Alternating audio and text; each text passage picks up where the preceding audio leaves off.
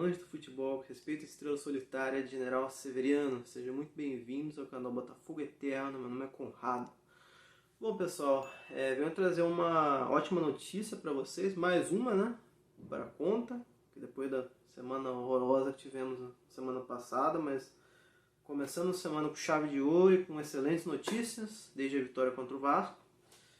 Mais uma delas é a possibilidade da estreia do Diego Hernández, jogador uruguaio, que está no nosso clube há cerca de mais de um mês, né? Já tinha sido apresentado, né, algumas semanas atrás, está treinando com o time há mais de um mês. E assim, eu vi muitos elogios, eu vi, né, matérias, muitos que acompanharam os treinos, alguns representantes do Botafogo elogiando, surpreendendo com o jogador, que vem treinando muito bem.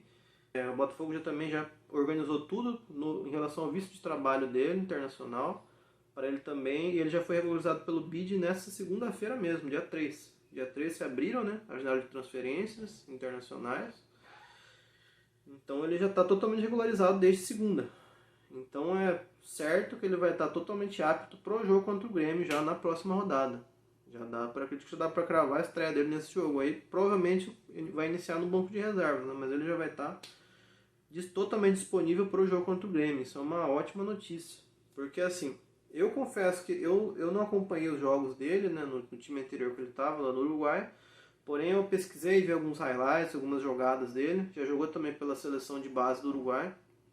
Olha, é um jogador que tem parece ter uma ótima visão de jogo, é um jogador habilidoso, ágil, parece um jogador de personalidade, jogador que não tem medo de driblar, de tentar, um jogador raçudo, né, sangue uruguaio, né, não tem como ser um cara mosca morta, né. Todo Uruguai é extremamente raçudo, a maioria pelo menos.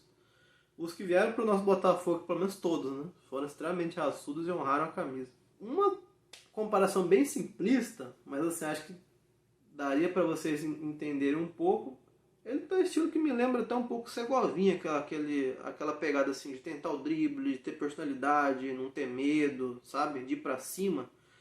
Aí no caso do Diego Hernández, ele jogaria, a princípio, né, ele viria como reserva do Eduardo para ser um camisa 10. Porém, eu vi alguns highlights dele jogando pelas pontas também. Eu até brinquei, né, com alguns botafoguenses que eu conheço, de que ele, quem sabe, ele poderia ser um Segovinha pela esquerda. É uma possibilidade. Ele mostrou ter capacidade e as características dele, né, permitem que ele jogue pelas pontas também, além do meio, que seria a função inicial que ele viria, né, para ser o reserva do Eduardo. Porém, para mim tem essa possibilidade clara também dele jogar pelas pontas. Então eu tô com bastante expectativa nele. Como eu falei, apesar de eu não ter visto ele em campo pelo outro time, mas tudo que eu pesquisei aqui me chegaram a ter uma ótima opinião e uma ótima expectativa em relação a ele. Para mim, acredito ter sido mais um tiro certeiro. Vamos esperar, né, a estreia. Também não podemos botar pressão lá em cima, já querer que o cara destrua no primeiro jogo, e porque se o cara não for tão bem no primeiro jogo, já querer malhar o cara, longe disso, né? A gente tem que também entender a adaptação, né, ao futebol brasileiro, a mecânica dele, né, com o nosso esquema de jogo. Tem várias nuances, várias variáveis ali que a gente também tem que levar em consideração, né?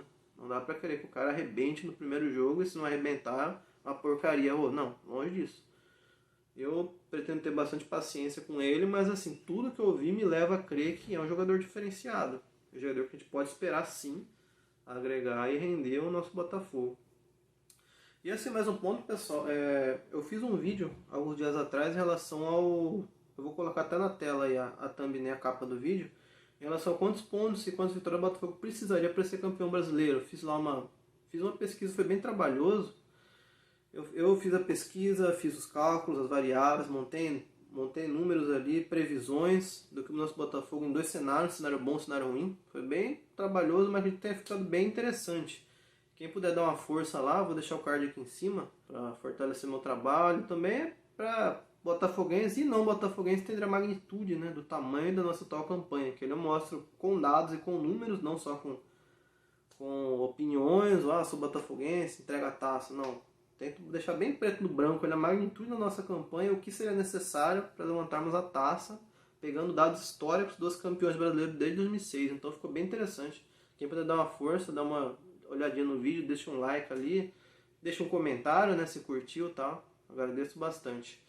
E deixem nos comentários aqui embaixo em relação ao Diego Hernandes agora. Se vocês têm expectativa, estão confiantes para a estreia dele.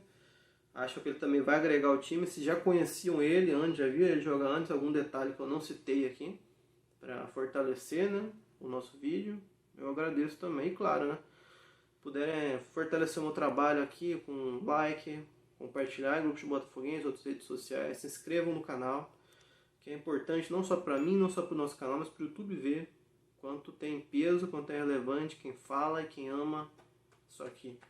A Estrela Solitária General Severiano. Grande abraço a todos vocês, não se compara, é diferente. Saudações alvinegras. Vamos para cima deles, fogão.